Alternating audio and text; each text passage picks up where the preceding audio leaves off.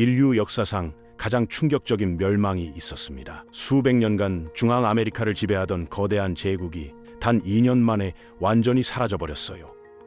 겨우 몇백 명의 외부 침략자에게 말이죠. 더 충격적인 건 이게 우연이 아니었다는 겁니다. 이 땅에선 수천 년 동안 문명이 번성하다가 흔적도 없이 무너지는 일이 반복됐어요. 마치 저주라도 걸린 것처럼요. 도대체 왜 이런 일이 계속 일어났을까요? 그리고 그 마지막 제국은 어떻게 그렇게 허무하게 무너진 걸까요? 오늘은 멕시코라는 땅에서 반복된 문명의 흥망성쇠, 그 비극적인 역사를 파헤쳐 보겠습니다.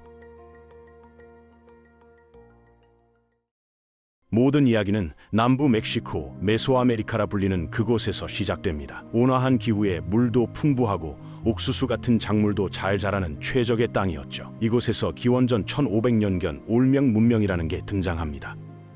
세계의 강 유역을 중심으로 번성했고 나중에 중앙아메리카 문명의 어머니라고 불릴 만큼 영향력이 컸어요. 하지만 강 하류에 퇴적물이 쌓이면서 농사가 망하고 결국 쇠퇴하게 됩니다.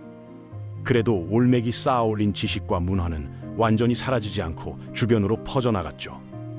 올맥 이후 등장한 게 바로 마야 문명입니다. 마야는 세 시기로 나눠지는데 먼저 전고전기에는 카미날후유라는 도시가 흑요석 무역으로 엄청나게 성장했어요. 석회암을 활용해서 도시를 짓고 물을 정수하는 시스템까지 만들었죠. 그런데 이 도시가 어느 날 갑자기 붕괴됩니다. 전쟁 때문인지 기근 때문인지 확실한 기록이 없어서 아무도 정확히 몰라요. 그냥 사라진 겁니다.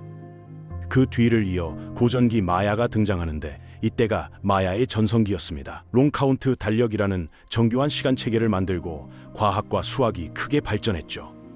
티칼이나 칼랑멀 같은 강력한 도시국가들이 경쟁하면서 문명이 절정에 이릅니다. 하지만 테오티우아칸이라는 외부 세력이 간섭하면서 정치적으로 불안해지기 시작했어요. 도시국가들끼리 장기간 전쟁을 벌이다가 결국 또다시 붕괴하게 됩니다. 이번에도 정확한 원인은 기록이 없어서 미스터리로 남았죠. 후고전기에 들어서면 마야 문명은 재흥하지 못하고 여러 세력으로 쪼개진 채 명맥만 유지합니다. 과거의 영광은 완전히 사라진 거죠. 그리고 나중에 스페인 사람들이 들어왔을 때 마야는 이미 예전 같은 힘이 없었어요. 마야와 비슷한 시기에 멕시코 계곡에는 테오티우아칸이라는 거대한 도시국가가 있었습니다. 남북 문명을 연결하는 교역의 중심지였고 약 500년 동안 번성했어요. 엄청난 규모의 피라미드를 지을 정도로 강력했죠. 그런데 이 도시도 어느 날 갑자기 무너집니다. 유적지에서 시민들이 폭동을 일으키고 약탈한 흔적이 발견됐는데 정확히 왜 그런 일이 벌어졌는지는 아무도 몰라요. 또 하나의 미스터리입니다. 테오티우아칸이 사라진 뒤 생긴 권력 공백을 채운 건 톨텍 문명이었습니다. 톨텍은 한동안 멕시코 중부를 지배했지만 결국 쇠퇴했고 그 뒤를 이어 등장한 게 바로 아즈텍이에요. 아즈텍은 원래 톨텍의 후계를 자처하는 세 도시가 동맹을 맺으면서 시작됐습니다. 트리플 얼라이언스라고 부르는 이 동맹이 점점 강해지면서 결국 거대한 제국으로 성장하게 되죠. 아즈텍의 수도는 테노치티틀란이었습니다. 호수 위에 떠있는 섬에 지어진 도시였는데 전설에 따르면 독수리가 뱀을 잡고 있는 선인장을 발견한 곳에 도시를 세웠다고 해요. 지금 멕시코 국기에 나오는 그 이미지가 바로 이 전설에서 나온 겁니다. 아즈텍은 굉장히 독특한 문화를 가지고 있었는데 인신공양을 중요한 의식으로 여겼어요. 꽃의 전쟁이라고 불리는 의례적인 전쟁을 통해 포로를 잡아와서 신에게 바쳤죠. 잔인하게 들리지만 그들에게는 우주의 질서를 유지하는 신성한 행위였던 겁니다. 아즈텍은 북미 대륙에서 마지막으로 등장한 강력한 제국이었습니다. 스페인 사람들이 도착했을 때도 여전히 건재했죠. 하지만 그게 오래가지 못했어요. 1519년 에르난 코르테스라는 스페인 정복자가 멕시코에 상륙합니다. 겨우 몇백 명의 병사를 데리고 온 그가 어떻게 수십만 대군을 거느린 제국을 무너뜨릴 수 있었을까요? 비결은 간단했습니다. 아즈텍에게 정복당해서 원한을 품고 있던 도시들과 동맹을 맺은 거예요. 아즈텍의 지배를 받던 사람들이 오히려 스페인 편에 서서 같이 싸운 겁니다. 게다가 스페인이 들여온 천연두 같은 전염병이 원주민들을 휩쓸면서 상황은 더욱 악화됐죠. 전문가들은 당시 원주민의 90%가 질병으로 죽었다고 추정해요. 결국 아즈텍 제국은 무너지고 테노치티틀란은 완전히 파괴됩니다. 스페인은 그 폐허 위에 새로운 도시를 세웠어요. 바로 멕시코시티입니다. 그리고 이 땅에 누에바 에스파냐, 즉 뉴 스페인이라는 이름을 붙여서 자기들 식민지로 만들어버렸죠. 스페인은 엔코미엔다라는 제도를 도입합니다. 쉽게 말하면 토지와 원주민 노동력을 스페인 정복자들한테 나눠주는 착취 시스템이었어요. 원주민들은 사실상 노예나 다름없는 삶을 살아야 했죠. 스페인은 또 가톨릭을 강제로 전파하면서 원주민들의 우상을 파괴하고 그들의 문헌을 불태웠습니다. 수천 년의 역사가 담긴 기록들이 그렇게 사라진 거예요. 스페인이 모든 지역을 쉽게 정복한 건 아니었습니다. 북부에는 치치메카라 불리는 부족들이 살고 있었는데 이들은 끝까지 저항했어요. 치치메카 전쟁은 수십 년 동안 계속됐고 스페인에게 엄청난 비용을 치르게 만들었죠. 결국 스페인은 군사적 정복을 포기하고 외교적으로 타협하는 쪽을 택합니다. 하지만 스페인에게 멕시코는 그만한 가치가 있는 땅이었어요. 특히 사카테카스에서 엄청난 은광이 발견되면서 멕시코는 세계 은 생산의 중심지가 됩니다. 하지만 은이 너무 많이 쏟아져 나와서 오히려 문제가 된 거예요. 스페인은 물론이고 뉴스페인, 심지어 중국까지 인플레이션이 발생했거든요. 은의 가치가 폭락하면서 경제가 혼란에 빠진 겁니다. 이 은광을 개발하려면 엄청난 노동력이 필요했습니다. 원주민들은 이미 질병으로 대부분 죽고 남은 사람도 별로 없었죠. 그래서 스페인은 서아프리카에서 노예를 사들이기 시작했어요. 은광 수익이 워낙 컸으니까 노예를 사는데 돈을 아끼지 않았죠. 이렇게 해서 대서양 노예 무역이 더욱 확대되는 비극이 벌어집니다. 식민지 사회는 철저한 신분제로 운영됐습니다. 맨 위에는 스페인 본토에서 태어난 페닌술라레스가 있었고 그 아래 식민지에서 태어난 스페인계인 크리올이 있었어요. 스페인 혈통과 원주민의 혼혈인 메스티소는 그보다 아래였고 순수 원주민인 인디오가 가장 밑바닥이었죠. 이 신분제는 나중에 독립운동의 불씨가 됩니다. 식민지 시대에 종교와 문화는 기묘하게 섞였습니다. 가장 상징적인 게 성모 과달루페예요. 전설에 따르면 아즈텍 출신인 후안 디에고라는 남자한테 성모 마리아가 나타났다고 해요. 그런데 이 성모의 이미지가 원주민들이 숭배하던 토난친이라는 여신과 굉장히 비슷했죠. 가톨릭과 토착 신앙이 자연스럽게 융합된 겁니다. 성모 과달루페는 지금도 멕시코의 가장 중요한 종교적 상징으로 남아있어요. 또 다른 예가 디아 데 무에르토스, 즉 망자의 날입니다. 원래 원주민들의 조상 제사 풍습이었는데 가톨릭의 만성절과 합쳐지면서 지금의 형태가 됐어요. 죽음을 슬프게만 여기지 않고 밝고 화려하게 기념하는 독특한 문화가 탄생한 겁니다. 18세기 후반 스페인은 부르봉 개혁이라는 걸 단행합니다. 식민지의 생산성을 높이고 본국에 대한 경제적 의존도를 강화하려는 정책이었죠. 그런데 이게 오히려 식민지 사람들의 불만을 키웠어요. 특히 메스티소와 크리올 같은 중하층 계급은 자기들이 착취당한다고 느꼈죠.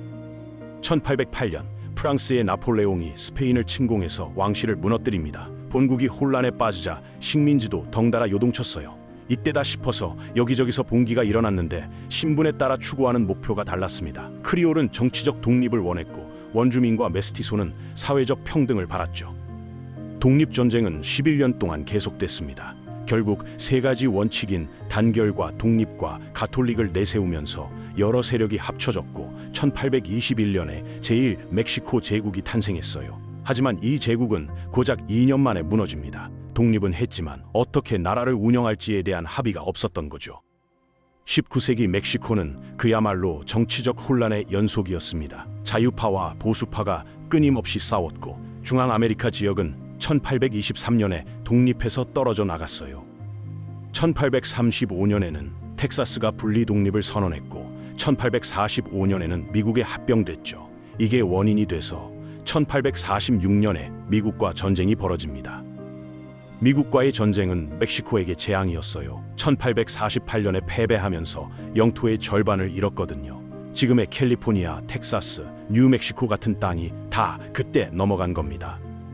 이 시기에 산타 안나라는 인물이 무려 12번이나 대통령을 했는데 독재자처럼 굴다가 결국 미국한테 땅까지 팔아먹고 망명했어요.